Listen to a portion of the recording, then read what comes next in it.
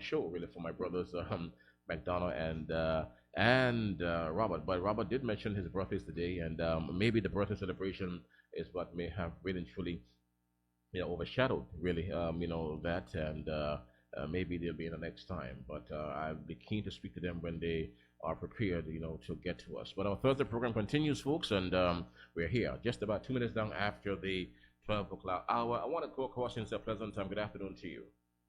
Good afternoon to the ladies. Good afternoon. Okay, hold on there. Okay, so folks, I did mention I was waiting for Quincia to be here. Yes, I'm We are there now, and for Dee-Ann Kentish-Rogers to be here. They're here. So again, good afternoon. Welcome to the program here, ladies. And of course, you would have heard me before, folks. I spoke at great length a while ago about my conversations. Really, I would have had with a number of youth this morning here at the studio, in the corridor, about youth involvement in politics and all this stuff. And I spoke to length just now about the issues that some of them would have raised with me about these candidates in particular. And one of the big things I would have told you is the land issue with that they spoke up with Dee-Ann and the family. And you would have heard Lolita Davis waited on that a while ago too. You heard what I said about that, and also the question that they're asking out there: who knows Quincia? Who's his Quincia? And I told them, that that is one. I'm sure that will be answered, as the election campaign heats up here. But all right. But before that, though, Dee-Ann, there's an event coming up here tomorrow, right? Yes. Once again, we had a really successful turnout last Friday at the District 4 fundraiser, and we're doing it again this Friday by the Ray Hill Basketball Court. We'll have barbecue chicken, barbecue ribs, barbecue wings, soup, fry cakes, dominoes, music, and just an opportunity to speak to people and for them to see me in the flesh. All right, and so good, folks. So tomorrow, what time again? What time tomorrow? Tomorrow from 4 p.m. All right. Let me start with you, because I'm listening to to the comments out there, and I'm listening to the youngsters, some youngsters who are speaking as well, and I can't help but talking about it. And we would have touched it before, this whole issue of the Lakes property, that issue with the Privy Council, and there's still a view, and I believe your opponents will always want to push that view, but I'm sure that you can adequately defend yourself in this regard. Really, the whole issue of the Lakes land, we were at it time and time again, but for some reason we have to keep on hitting because people seem to be getting it, and maybe intentionally otherwise. But that issue really and truly, as I told you before, every person have a right to defend what is theirs. That's a fact. That is a fact, really. That is real, I mean, and this has nothing to do with you personally, differently. I mean, you're Kentish, yes, but this thing predates you. This was before your time, right? It's before my time, and it's not my land, and I accrue no benefit from it.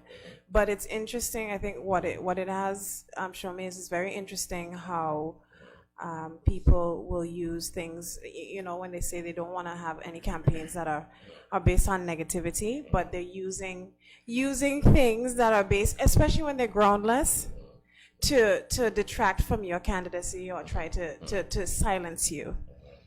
I've spoken about this issue before, and my take on the matter hasn't changed in relation to what the Constitution provides, what the court system provides, and the status of this particular matter. And that's really and truly all that I can contribute, because the matter does not actually directly affect me or my immediate, my aunts, my mother, my uncles. I hear you. Okay, other than that, no, what are among the big issues for you right now? What's on the front burner? What's burning today for you as far as you're concerned? What is the hot topics right now that you wish to touch? Right now, we wanted to have a discussion about the decriminalization of marijuana, especially because that's one area that a lot of young people are very passionate about. In Anguilla, we've spoken to many people, and they've said it's ridiculous in 2019 that we're still seeing the imposition of charges and sentences for the possession of marijuana for recreational use. And that is something that we have, through our perspectives and speaking with the team, we've committed to do away with the criminalization of marijuana in Anguilla. All right, so you're supporting that. You're showing your support behind that. So really, Yes. and because the youngsters who I've seen even here, who would have came here should be able to really apply for jobs because they have this on their record. And Yes. they can be employed, right? So you're saying we need to clear those records. So part of decriminalization of marijuana as a step to eventual legalization, because there is a distinction between the two, is to facilitate the proper reintegration of young persons who would have been thrown out of our systems and thrown out of our economy and basically face a life in prison. So we are trying first to deal with the persons who are more or less disenfranchised from the criminalization of marijuana. Because at the end of the day, what we see happening is increased recidivism. So that's people who are, they've had contact with the juvenile and the justice system as a result of use of marijuana. And when they come out, because they are now prevented from accessing working opportunities and careers as a result of that record, they usually kind of slide back into the system, rather than, because really and truly the criminal justice system is formed for punishment, but also for rehabilitation. That is one of the foundations of the criminal justice system. And when you're operating in a country as small as Anguilla, we have to focus on the rehabilitation arm of our criminal justice system, because these individuals are coming back. They're coming back into our families. They're coming back into our workplaces. They're coming back into our communities, and we can't then shun them, because the very common phrase is, you do the crime, you serve the time. But it seems as though after you've come out, you've done the time, you've done the crime, you've served the time, you're still serving the time, because you're not being able Permanently marked. You're permanently marked. You're not able to grow from that experience. So what is your team doing now? I mean, I know that you're on position right now, and but what can you do, or what are you doing now, really, that will make it easier, that will pave the way for the eventual, easing of this pressure on the youngsters? What are you working on in your APM? So definitely we're working on policy based on best practice across the world. So a lot of persons would have wished that Anguilla would have been the first mover, but not being the first mover gives you a few advantages to learn from other mistakes and to perfect your system and how you go about it. So we are right now creating a proper policy that we would hope to bring in to proper facilitate the decriminalization of marijuana, because one of the things you realize first is that when we have an honest conversation about marijuana, we get into a more honest conversation about other kinds of substance abuse like alcohol. And we haven't really been treating alcoholism as the mental illness that it is. And it will give us an opportunity to find out, to distinguish between use and abuse. Because just because you use marijuana, just because you drink alcohol, it doesn't make you an addict of any kind. But there is a threshold that you can cross that will turn you into one. So first, dealing with it from a mental standpoint, assisting persons who may have used these drugs as some sort of counselor, because a coping mechanism, because they didn't have access to proper mental health, is one of the ways we try to advance it. And on the other hand, we have not really been honest to our young persons about the use of marijuana, and we've allowed them to educate themselves, which may be a bit riddled with inaccuracies. Going to high school, my experience was basically, if you use marijuana, you would basically be on the road. You wouldn't know your night from day. You would give away all your possessions, and all of a sudden you'd be addicted. Yeah. And persons would realize that they probably tried marijuana and realize this is actually not my reality. What we have been using in the past is inflating the results of abuse and saying that this is directly linked to recreational usage. So it gives us an opportunity to educate persons on proper usage, educate them on the proper way to cope with their problems, which may have led them to abusing substances in the first place, and also reintegrate our young persons back into our in society. It's more focused on protecting the drug user with the most sensible and human approach, and not the way we have been doing it in the past. We're going the wrong way right now. We need to turn around what is you're talking about right now, right? The policy you're referring to. Another area that is important to youngsters too is for years now they've been crying out for the provision of a racetrack. You hear that talk? You're hearing that all the time? Yeah, you hear that all the time from the young people, especially because they've already, in the past, there's been an identification of a piece of land down Corridor, which was earmarked for use as a track. But there have been significant difficulties with the implementation of that track. That's one of the reasons that was identified, being the need for medical personnel being on call at all times during the use of that track. And you understand the importance of having medical personnel because it is an activity that has specific risks associated with it. But when you speak to these young people and you understand that they understand the risks, there are a lot of places abroad where you have almost like contracts where you have the voluntary assumption of risk. You sign waivers for the voluntary assumption of risk, because at the end of the day, they have to acknowledge that there is it is an activity that is inherently like many things. It has risks with it, and because we are so small in terms of the chain of who accountability would pass to in in the event of an accident or danger to an individual, because bystanders may also be at risk in terms of accidents. There has to be a very robust system in place where we communicate with both those who are willing to take on that risk and those who are going to watch, those who are going to be spectating. Committed to the development and creation of of such a track. I mean, if elected, to the next government, would there be that commitment to that? Because the youngsters apparently for a while now have been up in arms and very anxious to have this done in Anguilla. Is there a commitment from your APM on this? Has it come up for discussion in the core groups? It did come up in discussion. Like I told you last time I was here, many of our policies are built through conversation with people. We realized that it was such a big thing that it called for a meeting of stakeholders. So we needed persons with medical expertise. We needed persons with racing expertise, persons who have gone off and seen how they do it in different islands to give their feedback. So right now the commitment definitely is, and we have already started, is bringing the stakeholders together. Allowing the medical expertise to say, hey, here's our concerns. And in other countries, how did you see them deal with that? How can the government get involved? Because once the racetrack is open, the government officials aren't going to be there sitting and watching.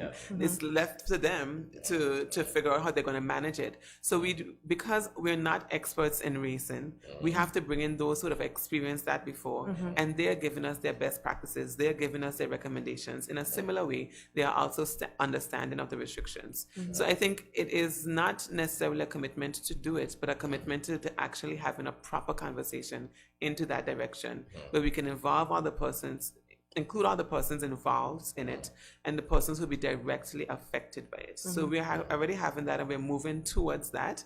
But when it comes to commitments, I'm only going to say that if it's 100% sure. But we have started. It's less than 0%, and it's more than 0%. Yeah. We're more than 50%. We're there. We're having the conversations necessary. People are sending us emails like, here's what they do in other places. So we're learning about this a lot more, and I think that's part of the APM style of governing, the inclusiveness and empowering people to be a part of the decisions that affect them daily. All right. I know we have limited time here. Yes. You have anything to touch on it? I have a few questions for you as well. Let's move along here. And in fact, the premier, you have stuff to put. I do actually. The one preliminary point that I want to bring to the attention of the Anguillian people is in relation to the upcoming constitutional reform that's going to be taking place next week. Just to start with, I want to inform the general public that there is a meeting on Wednesday, the 20th of November, which is going to be a public meeting between the FCO negotiating team and the Anguillian public, and I would impress upon everyone how important it is to be there to discuss the reforms that you want to see in your constitution. Because at the end of the day, when we're thinking about constitutional reform, we have to acknowledge that the Constitution is the highest law of the land, right? This is a contract that governs the relationship between the people and those who govern them. It's almost like the architecture that we see for government, the institutions, what their powers are, what their restrictions and their obligations are. And that's why it's so important that we have very transparent and open conversations about what is happening with our Constitution and what is going into our Constitution. From 2006, when they formed the Constitutional Reform Committees, to 2017, they produced 2 reports in relation to what the Anguillian public saw as the most important reforms for our Constitution. And unfortunately, there have been certain provisions that have been recommended, very strongly recommended by the committee, that have been left out of our Constitution. And the reason for these reforms is that they increase the democratic deficit that's in our Constitution, and they also put on a constitutional basis the need for integrity in public office. And you see these through the implementation and the requirement for watchdog institutions. And when I say watchdog institutions, I know people are like, I don't know what that is. And these watchdog institutions are the arms of accountability. The arms of accountability in your Constitution. So they look and they make sure that the government doesn't, whatever excess there is in government is not, it's controlled, it's not being mismanaged. If there's misconduct in public office, there is a means of address. The fundamental freedoms of people that sometimes can ordinarily just go and get swept under the rug by culture and power. Yeah, but in every developed society, in developing society, you find those institutions being strengthened. Yes. They have to be there for provide checks and balances for the people. Every country has those, and we will get there eventually too. We need that in the worst of way right now. But in the worst of way. But the thing about it is, constitutions are such important documents. They're lasting documents, and reform of a constitution isn't supposed to take place every 5 years, depending on your government.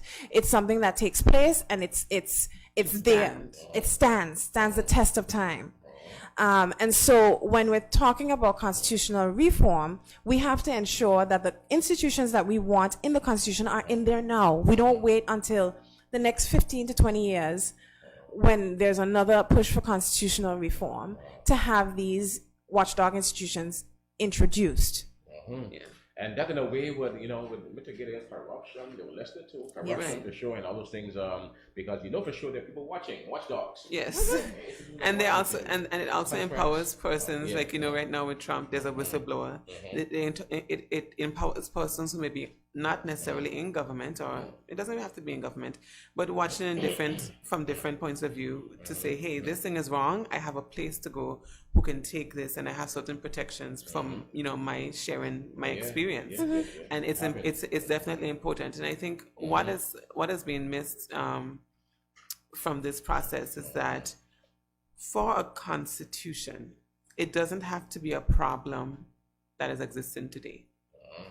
It needs to be something, like Dee-Ann said, stands the test of time. Because if the founding fathers of, I want to go back to America, didn't think it was important to bring in clause of impeachment and how that goes about, then that country would not be able to rely on those powers. So it doesn't mean that you're going to need it today and it's not tomorrow. It's something that you invest in. It's an investment to protection. And if you don't do it now, you're going to do it after you realize that you needed these institutions to protect a country. And so we wish that constitutional reform was not happening around a time of heightened political activity. We think it's something and even our speaking up about it maybe turned into political just because of the timing. And in a way that is also being used as a silencer for opposition. And this consultative process was not truly inclusive, especially if people from the other side are asking questions and not getting answers. And just to put it into perspective, Dr. Webster had to send a letter to the governor asking to be invited as part of the negotiating team in relation to our constitution, because as you know, the opposition forms a major block it represents people's ideas in the country. And for you to have a constitution that reflects everyone, you need to have all stakeholders involved.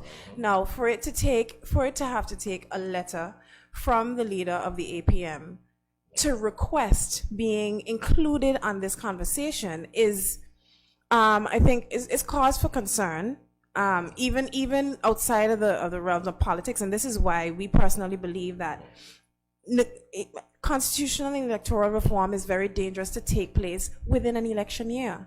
It's very dangerous because everything can be skewered in terms of, oh, they're saying this because they want for politics. It's not about politics. And if you understand how important your constitution is, then you'd understand this is not about politics at all. And when you're calling for more accountability, more transparency, more democracy in your country, that should be something that everyone gets on board with. Well, this exercise has been underway for a little while now. Yes. Last year, you recall that they would have done that piecemeal thing where their large system came in and they promised to get it to the entire document. So I guess the process was set in play. For a long time now, for some time now, and it's now coming in. You see, but you're right though. This atmosphere that is charged politically will somehow obscure, maybe muddy the water a bit here. But Anguilla will survive. It's this one too. But you're right though about what you said. In the draft document, is there integrity in public life legislation that you're seeing in draft form? Is it in the document that we have? So if anyone had access to Don Mitchell's blog post, because he said a new coming dispensation, he was speaking about the fact that the draft constitution that was prepared by the government, it did not have the watchdog institutions. No, the Freedom of Information Act, Integrity Commission, Public Service Commission, campaign financing. I mean, it's not. It was supposed to be a part of the Electoral Act, and that was part of the first draft. And so you have to ask, okay, when something that is so universally wanted is not included, how do we now push for its inclusion? And if you push too hard, they're going to say political. And they're going to say it's political. But it's not. It's everybody wants it. Anywhere in the world, the Caribbean, I marvel at. Look at Trinidad. Trinidad and Tobago, even Jamaica. There's an office called the Contractor General Office that deals with contracts and the leases and you name it. And these guys oversee everything, vehicle purchases and whatever you do with government money. And secondary bodies, they oversee everything you do. Yes. And if there's any corruption, anything untoward, there's a file that goes to the prosecutor's office for you. On this matter, okay. So every country needs those institutions really to strengthen them, and we need that in Anguilla too, and it was to be. So I'm hoping that the case will be made in a very strong way about these things, because it's important for us to have it. It's important, really. I agree. For the public good, it's very important for sure. Right? Definitely for the public, and for the public, if it is not important to the current administration, it would be also disrespectful to the people to explain why this isn't of urgency, because we see things that, in my opinion, aren't urgent, but they're being pushed, and things that are necessary, needed, and urgent, they're being pushed to the side. So we would love some transparency, at the very least, on the thought process behind that. Is the culture in Anguilla, and this brings me to a quick question that point that came up today. I would have aired the Premier's anniversary message, and he speaks to a culture that needs to change in Anguilla. And that culture has to do with the way we campaign. He says right now it's about anger and abuse and all that stuff. And he would have lauded youngsters like yourselves for entering the political environment. Now he is also calling for youngsters to ensure that there is a change in the culture that exists in this country, Anguilla. Your take on this culture change talk. Well, I thank him for the invitation to change the culture. Although I think it's a response to our invitation to change the culture. I would say that the young persons, and not just Dee-Ann and myself, but just young persons interested in politics, we were tired of that kind of culture of anger and bitterness and fighting. And what we did, I think we led the change. that is taking place right now. We called for it, and even in our political discourse and disagreement with each other on Facebook and different media, we understood that when we were making these arguments amongst ourselves, that we were talking about the policy and the points of view, but not the individual. So I would go against that and say that we were the ones who led that change, and we would love to see it followed up by politicians coming up and politicians existing. And that's the whole thing. Yeah, no, that definitely answers the. I respect the fact that they've made a commitment to staying away from dirty campaigns, because that is part of the reason why it took me such a long time to even agree to get here, because it was poisonous. It's very poisonous and to the individual, because you think about the fact that these are human beings, and you strip away the humanity of people, and when you're talking about them and you're saying whatever you want to say, but this is about something bigger than that's how it should be. Than us. That's how it should be. Yeah, it's about clean. It's about clean campaigns. I think we're leading the charge when it comes to calling for change, a change in culture, which is why in my speech on the 5th of October, I really said very specifically that I'm speaking out against the culture of silence, speaking out the culture of cynicism, I'm speaking out against the culture of dirty politics. So I said that in my October 5th speech, and I'm glad that the Premier is co-signing my comments on the 5th of October. Now, another point that came up also, and these are real things that are happening, and people would expect you to respond to these things out there. He also would have said that under his stewardship in the last 4.5 years, that Anguillans would have enjoyed a higher standard of living, really, and all that stuff. And based on your observations of this in this society, is that the case, ladies? Are we better off today than we were, let's say, 4 or 5 years ago, ladies? Well, basically, we're on the eve of more taxes, and that's difficult, and no higher pay to offset it. So I know that the difficulties are coming. I think that's something that the people of Anguilla should respond to. I can't respond. I can talk about this mother in East End who's struggling to pay bills, and then you can tell me about this person who's having the best year of their lives. I think that's for people to decide. And when on election day, when we see the results, I think we would know what people, really feel. I would not want to say and speak on behalf of everyone's experience, but I would hope that if he did say so, then there's some research of some sort to. You would hope there's research. We would hope that there's to back that empirical research. I don't know of any research. And you feel that way too, Anguilla? But I think you have to make or speak to the people. And see how they're feeling in relation to the position of Anguilla right now. You're campaigning. What are you hearing? I mean, on the campaign, I'm hearing a lot from people who are saying that they are struggling and that they foresee more struggles. And from that perspective, that has informed part of my perspective in terms of going forward, in terms of what Anguilla needs. If to be honest, I said on multiple occasions that me coming forward is because I actually heard people telling me we need a change. Things aren't really going right, and that's the reason why I'm here. Because people have called on me and told me that they need me to step forward and to do right by Anguilla. All right. And Quincia, before you go, because this is going to come up a lot for you, really and truly, and you might as well get ready from now, really and truly, for these things. I have to get you ready from now. Okay. Happenings. Some people have been saying, even this one here, someone asked me, who is Quincia? We don't know, we don't see her around. She doesn't mingle. Who is Quincia? She's from the highest strata of society, etc. I said, oh yeah, I don't believe so. These are regular people. I mean, I know them. You know them regular, but they're not to us. They're different people. Okay, so how would you respond to that? Who is Quincia? For those who are saying that over there, we don't see her around, we don't know her, all that stuff. How would you respond to that? I think when you live in a personal life and you don't go around. People think that you aren't doing anything. And I have a lot, especially a lot of young women that I'm personally helping. And I don't think it's something that I need to publicize, and I won't share their names. I won't share my efforts on this campaign trail because it's deeply personal to me. Beyond politics, I will help. And I think with politics, though, that question in your heart to say, who is this person? If you are actually going to treat the democratic process, give it any air to move, is that you have to get to know this person.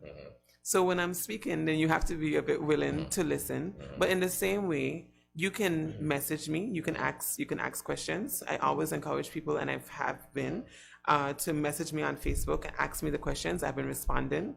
When you see me in public, now that I'm putting myself up there as a public servant, it means that you have more access to me. So you can walk up to me and ask me, who is Quincia, and I can answer that to you. It's a process of me getting to know your wants and you getting to know my intentions.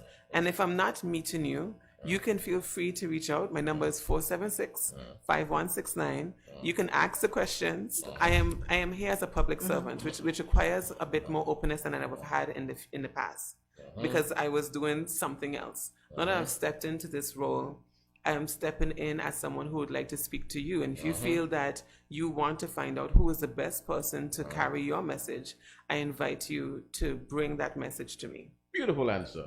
Perfect. I love that one. I love that one. All right. So, folks, we are now 27 now before the 1 o'clock hour. And in closing, Dee-Ann and Quincia wrapping up.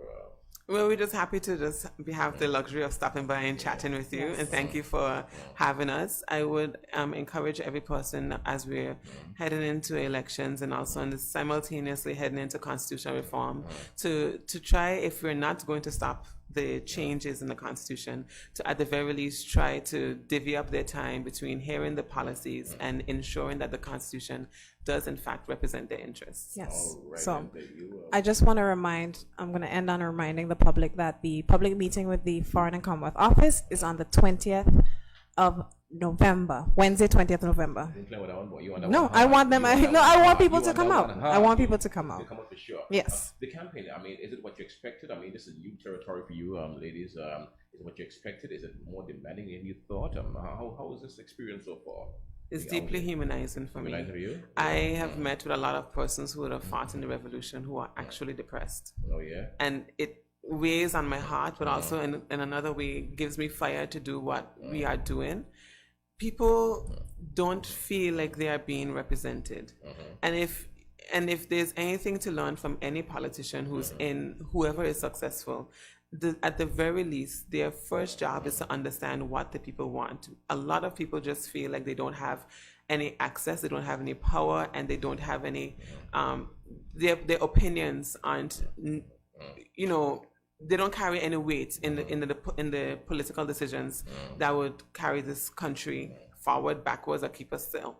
So I would love for leaders to just understand the importance of speaking to the people. Don't just come here and say words that don't reflect who you are, and we say these flowery words and we don't see that reflected in your behavior. Stand true to what you are, but most importantly, know that you're beyond anything else, your experience, your beliefs, your wants. You are here to represent the people of Angola, and you cannot do that without having a proper conversation with them. All right. Thank you, Quincia Gumbs-Marie, and also thank you to Dee-Ann Kentish-Rogers for your time. And don't forget, tomorrow there's the event in Ray Hill. Yes, Ray Hill from 4 p.m. We are having a District 4 fundraiser. We'll have barbecue, chicken, ribs, soup, fried cakes, dominoes, and more. And the Sunday Fun Day. Oh, yes, Sunday Fun on the 17th, across from Greg's Trucking on the South Hill ball field. We are inviting everyone else to come out. There'll be food and drinks on sale, lots of things to do. And we're Dominoes. Deann is a domino fanatic. And that's what things to do, and we hope to see you there. All right. Thank you, ladies. Thank you. All the best. All Okay. right. Okay, so folks, so we're here 24 now before